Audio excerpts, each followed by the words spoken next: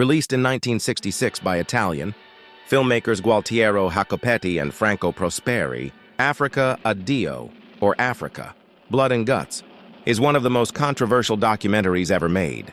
Billed as a look at the violent transition of African nations from colonial rule to independence, the film is both a harrowing spectacle and a deeply problematic artifact of its time. Visually, the documentary is stunning and often horrifying.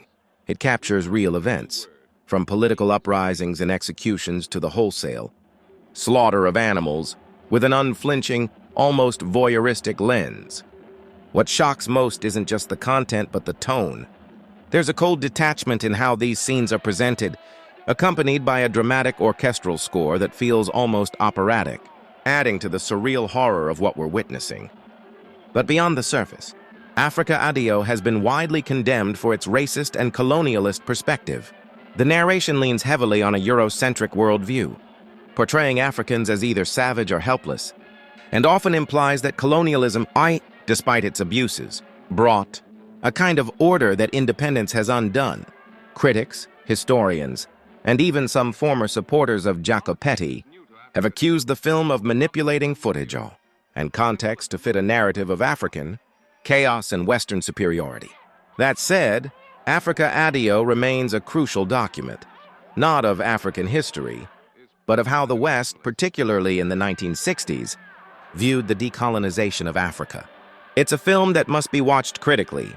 It shocks not just because of the raw violence on screen, but because of what it reveals about the filmmakers behind the camera. In the end, Africa Addio is less a documentary than a mirror reflecting the fears, prejudices, and moral blindness of an era.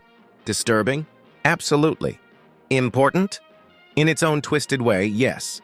But it's not the kind of film you watch for truth. You watch it to understand just how easily truth can be distorted when ideology takes the driver's seat.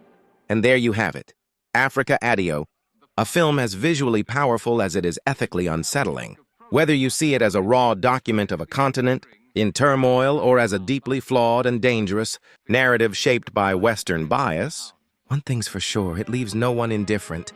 It's a haunting reminder of how the camera can reveal or manipulate reality. If you've made it this far, thank you so much for watching. These aren't easy films to sit through, and they're definitely not easy to talk about. But examining them is part of understanding the strange, shocking corners of cinema history. Don't forget to like, subscribe, and share if you want more deep dives into mondo madness and obscure documentary curiosities. Dear viewers, thank you for watching, and if you would like to watch this documentary, it's streaming on YouTube and Tubi as well. See you in the next one. Take care. Goodbye.